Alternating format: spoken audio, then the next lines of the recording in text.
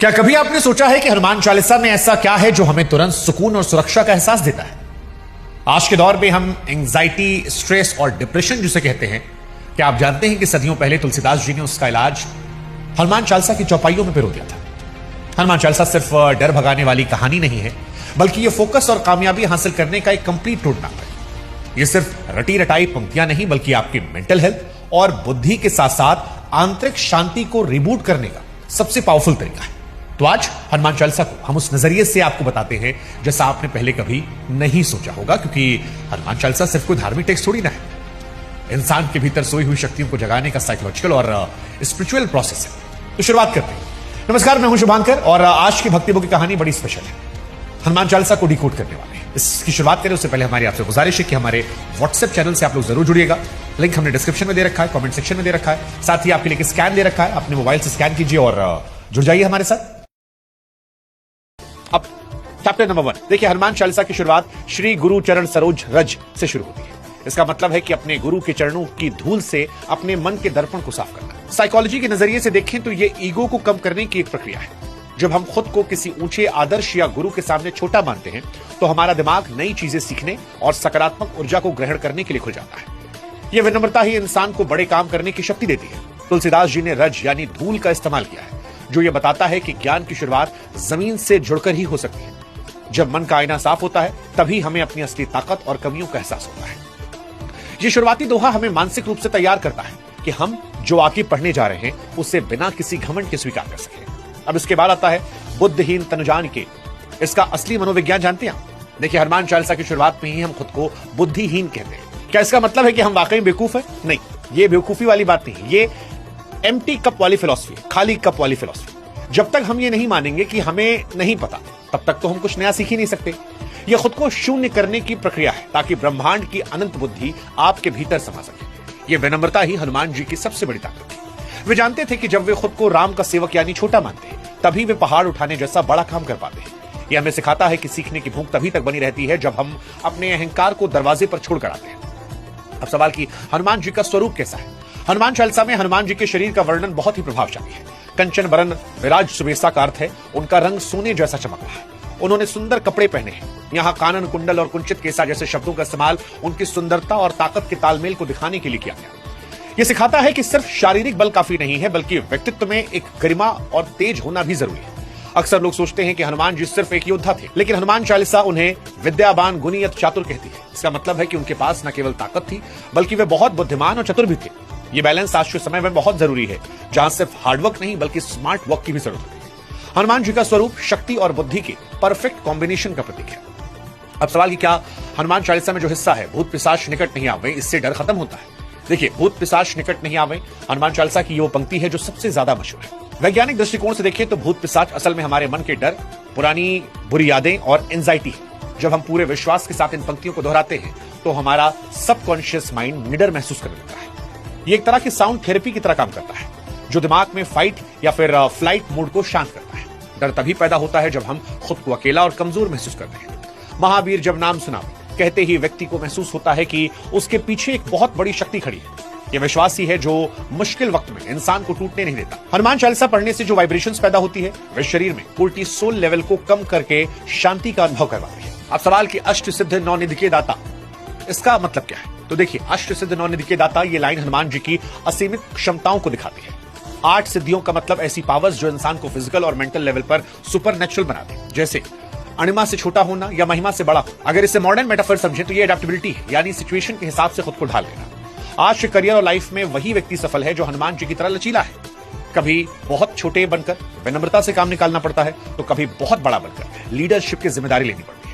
9 निधियां धन और वैभव का प्रतीक हैं, जो ये बताती हैं कि हनुमान जी की भक्ति सिर्फ मानसिक शांति नहीं बल्कि लाइफ में प्रॉस्पेरिटी लाने का भी रास्ता है।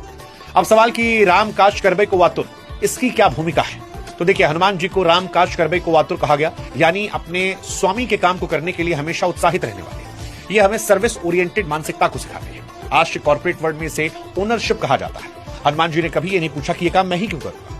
वे हर मुश्किल काम को एक अवसर की तरह देखते थे। जब वो लंका गए तो न सिर्फ सीता माता को खोजा बल्कि रावण की ताकत का भी अंदाजा लगा लिया। ये उनकी स्ट्रेटेजिक प्लानिंग का हिस्सा था। हनुमान चालीसा हमें याद दिलाती है कि जब लक्ष्य बड़ा हो तो उत्साह और एकाग्रता कभी भी कम नहीं होनी चाहिए। अगर आप किसी काम में अपना 100% देते हैं तो फिर सफलता मिलना तय है। और ये दिखाई पड़ता हनुमान जी। अब बात उस चौपाई की जिसमें कहा गया, तुम उपकार सुग्रीवें कीना, तुमरो मंत्र विभीषण माना। देखिए, हनुमान चालीसा में जब कहा जाता है कि तुम उपकार सुग्रीवें कीना, तुमरो मंत्र विभीषण माना, इन उल्लेखों के जरिए उस राजनीतिक समझ को दिखाया जा रहा है। यहां हनुमान जी एक बेहतरीन डिप्लोमैट और नेटवर्कर बनकर उभरते हैं। सुग्रीव को भगवान राम से मिलाकर उनका राज्य वापस दिला दिया, विभीषण को सही सलाह दी जिससे वो लंका के राजा बने।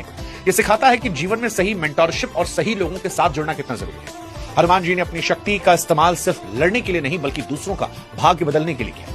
आज के लीडर्स के लिए सबसे बड़ा सबक है कैसे अपनी बुद्धिमानी से दूसरों का भला करते हुए बड़े लक्ष्यों को हासिल कर ले। और यही दिखता है जब वो कहते हैं, सूक्ष्म रूप धर सिंह दिखावा, विकट रूप धर लंक जलावा।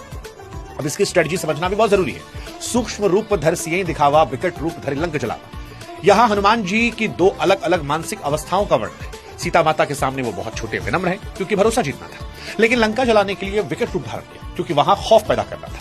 ये हमें इमोशनल इंटेलिजेंस को सिखाती है। जीवन में हर जगह एक जैसा व्यवहार काम नहीं आता। कहीं आपको बहुत विनम्र होना पड़ता है, कहीं आपको अपनी पूरी ताकत और आत्मविश्वास को दिखाना पड़ता है। हनुमान जी जानते थे कि कहां सॉफ्ट पावर का इस्तेमाल करना है और कहां हार्ड पावर का। ये बैलेंस ही एक इंसान को हर फील्ड में कामयाब बनाता है। विकट रूप धर लंक जलावा, यहां विकट शब्द का जो इस्तेमाल हुआ, हनुमान जी ने दरअसल लंका में केवल अपनी शक्ति का प्रदर्शन नहीं किया था बल्कि साइकोलॉजिकल वॉरफेयर का भी इस्तेमाल किया था। रावण के अहंकार के प्रतीक उसकी स्वर्ण नगरी को जलाकर संदेश दिया कि अधर्म की नींव चाहे जितनी चमकीली हो वो सुरक्षित नहीं है। ये सिखाती है कि जब दुश्मन बहुत शक्तिशाली अहंकारी तो सीधा प्रहार करने के बजाय उसकी जड़ों और उसके आत्मविश्वास पर चोट करनी चाहिए। हनुमान जी का लंका दहन एक सर्जिकल स्ट्राइक की तरह था जिसने युद्ध शुरू होने से पहले ही रावण की सेना का मनोबल तोड़ दिया। हनुमान जी की यात्रा में सुरसा और लंकनी जैसे कई अवरोध भी आए थे। सुरसा के सामने बुद्धिमानी दिखाई, बहुत छोटा रूप बनाकर मुंह से बाहर निकली। लंकनी को एक घूंसे से शांत किया। ये हमें कॉन्फ्लिक्ट मैनेजमेंट को सिखाता है। जीवन में हर समस्या को सिर्फ लड़कर हल नहीं किया जाता, कुछ जगहों पर बुद्धि और चतुराई का इस्तेमाल करके भी किया जाता है। हनुमान जी दरअसल जानते थे कि कहां लड़ना है, कहां झुकना है, और यही बैलेंस एक सफल दूत एम्बेसडर बनाता है। यह हमें सिखाता है कि मंजिल तक पहुंचने के लिए केवल ताकत नहीं बल्कि सिचुएशन की समझ होना भी जरूरी है, और यह हनुमान जी में कूट कूट कर है। अब बात करते हैं अगली चौपाई की। जुग सहस्त्र जोजन पर भानु लियो ताई मधुर फल जान। ये चौपाई आज के वैज्ञानिकों को भी हैरान करती है। तुलसीदास जी ने सदियों पहले पृथ्वी से सूर्य की दूरी का सटीक कैलकुलेशन किया था। जुग सहस्त्र जोजन को गुणा करने पर जो आंकड़ा निकलता है वो नासा द्वारा बताई गई सूर्य की दूरी के लगभग बराबर है। ये सिर्फ एक पौराणिक कहानी नहीं बल्कि यह हमारी प्राचीन भारतीय खगोल विज्ञान जिसे आप एस्ट्रोनॉमी कहते हैं उसकी श्रेष्ठता का प्रमाण है। हनुमान जी का सूर्य को निकलना इंसान की उस असीमित जिज्ञासा और साहस को दिखाता है जो असंभव को भी संभव मानकर उसे हासिल करने की कोशिश करता है। अब आखिर में सवाल कि क्या हनुमान चालीसा सेहत सुधारती है? ना से रोग हरे से पीरा, जपत निरंतर हनुमान बलबीरा। ये पंक्ति सीधे तौर पर हेल्थ से जुड़ी हुई है। हनुमान चालीसा का नियमित पाठ सांस लेने की प्रक्रिया को रिदमिक बनाता है। जब आप जोर जोर से चालीसा पढ़ते हैं तो ये एक तरह का प्राणायाम बन जाता है। इससे फेफड़ों की क्षमता बढ़ती है और शरीर में ऑक्सीजन का फ्लो बेहतर होता है। साइकोमैटिक बीमारियों में जहां मन की चिंता शरीर को बीमार करती है वहां ये बहुत असरदार है। प्राचीन समय से माना जाता है कि मंत्रों की फ्रीक्वेंसी हमारे सेल्स पर पॉजिटिव असर डालती है। जब आप हनुमत बलबीरा का जप करते हैं तो आपके अंदर आत्मविश्वास और जोश का संचार होता है। ये जोश आलस को खत्म करता है जो कई बीमारियों की जड़ है। अब आखिर में जब हम आते हैं, यम कुबेर दिक्पाल जहां थे कल कुबेर कही सके कहां थे। ये चौपाई बताती है कि मृत्यु के देवता यम, धन के देवता कुबेर और 10 दिशाओं के रक्षक भी हनुमान जी के तेज के आगे नतमस्तक है। इसका मतलब गहरा है कि जो व्यक्ति हनुमान जी की शरण में है उसे ना तो काल का डर है ना अभाव का। ये कभी कोबित का अर्थ है कि बड़े से बड़े विद्वान और महाकवि भी उनकी महिमा का पूरा वर्णन नहीं कर सकते। ये हमारी कल्पना की सीमाओं को तोड़ने वाली बात है। जब हमें याद दिलाया जाता है कि जब हम किसी ईश्वरीय शक्ति से जुड़ते हैं तो हम सांसारिक सीमाओं से ऊपर उठ जाते हैं। ये चौपाई हमें अपनी बुद्धि के घमंड को छोड़कर उस विराट सत्ता को स्वीकार करने की प्रेरणा देती है। और आखिर में पवन तनय संकट हरन मंगल मूर्त रूप। यहाँ पर हनुमान जी को पवन तनय कहा गया है जिसका अर्थ है वायु के पुत्र। वैज्ञानिक रूप से वायु प्राण का प्रतीक है। बिना ऑक्सीजन के जीवन संभव नहीं। हनुमान जी उसी प्राण शक्ति के कंट्रोलर है। संकट हरण का मतलब है केवल बाहरी मुसीबत को टालना नहीं बल्कि भीतर के उन संकटों को खत्म करना जो मानसिक रूप से बीमार करती है, जैसे ओवर थिंकिंग, आलस। जब पवन पुत्र का ध्यान करते हैं तो हमारे शरीर में ऊर्जा का संचार तेज हो जाता है। यह सिखाता है कि अगर हमारी सांसों पर हमारा नियंत्रण हो और प्राण शक्ति मजबूत हो तो दुनिया का कोई भी संकट हमें मानसिक रूप से तोड़ नहीं सकता। ये चौपाई हमें शारीरिक और मानसिक मजबूती का एक साथ मंत्र देती है। यहाँ मंगल शब्द का अर्थ है कल्याणकारी। ज्योतिष और विज्ञान दोनों में मंगल ग्रह को ऊर्जा साहस का प्रतीक माना गया। हनुमान जी उसी मंगलकारी ऊर्जा के साकार रूप है। इसका मतलब है कि उनकी भक्ति करने वाला व्यक्ति कभी नेगेटिव नहीं हो सकता। जब आपका माइंडसेट मंगलकारी या पॉजिटिव होता है तो आपके आसपास की परिस्थितियां अपने आप बदलने लगती हैं। ये एक तरह का लॉ ऑफ अट्रैक्शन है।